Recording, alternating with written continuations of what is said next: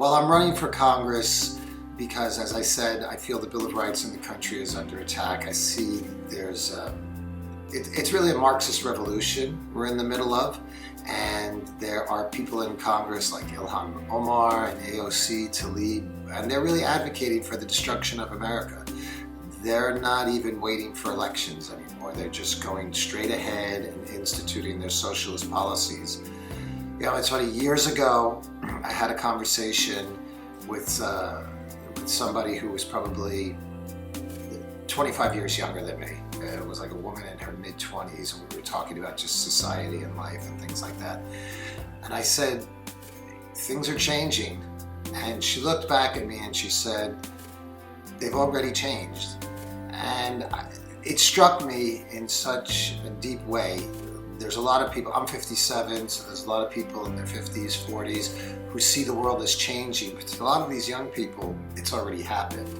And I see that's what's happening with like AOC and all that crowd. They're going ahead and they're making the changes outside of the context of the normal way we make changes in the United States. So I really think we need strong voices standing up for liberty. A big part of being in Congress obviously is legislation, but it's also having the national microphone on some level. You know, the Republicans I see were always in reaction to what's going on. The left kind of steers the conversation, and then we get in reaction mode. I think we need to get out in front of a lot of things that are going on. We need to set the terms of the conversation.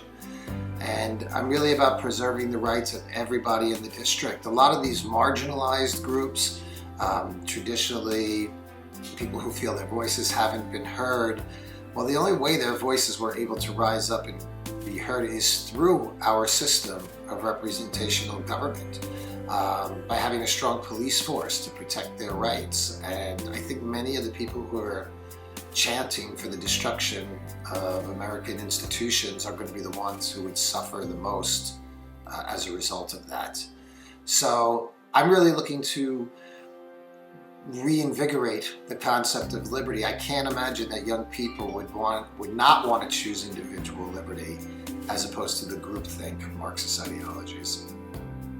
I'm Nicholas Tutora, and I approve this message, paid for by Tutora for Congress.